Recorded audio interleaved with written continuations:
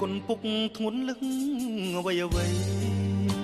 បង្កើតថ្នាក់ធ្នមប្រណីតស៊ូចិញ្ចឹមបុត្រគ្នា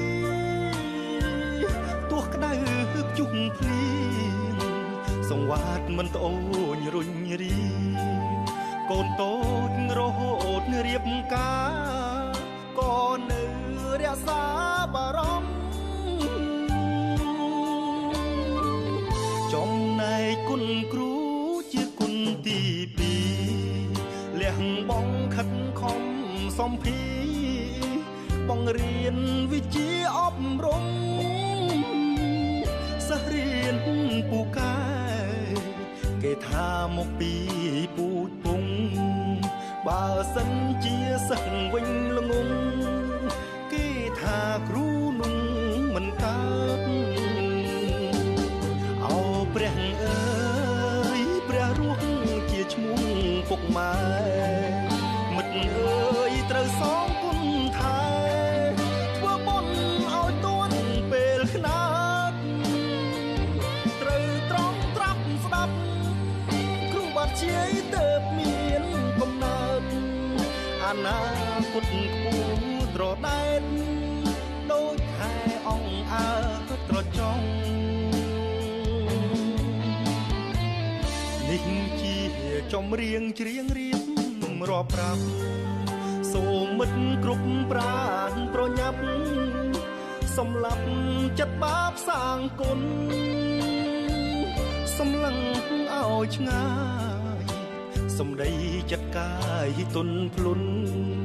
កុំល្មឹងលឹងលួងហួងគុណគុណម្ដាយគុណឪពុកគុណគ្រូ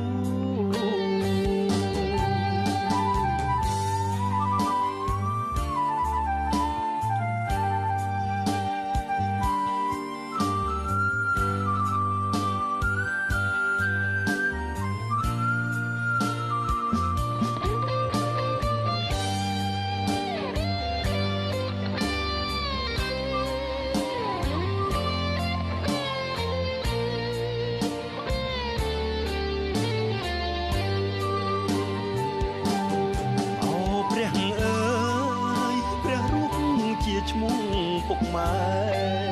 មិត្តអើយត្រូវសងគុណថែធ្វើបុណ្យឲ្យទាន់ពេលខ្នាតត្រូវត្រង់ត្រាប់ស្ដាប់គ្រូបាត់ជាយទៅមានកំណើតអនាគតខ្ពស់ត្រដែតដូចខែអង្អើត្រចង់ជាចម្រៀងច្រៀងរៀបរាប់ប្រាប់សូមមិត្តគ្រប់ប្រាណប្រញាប់សម្លាប់ចិត្តបាបសាងគុណសម្លឹងឲ្យឆ្ងាយសម្ដីចិត្តកាយទុនភ្លុនកុំល្មឹងលឺលួងហួងគុណគុណម្ដាយគុណឪពុកគុណគ្រូ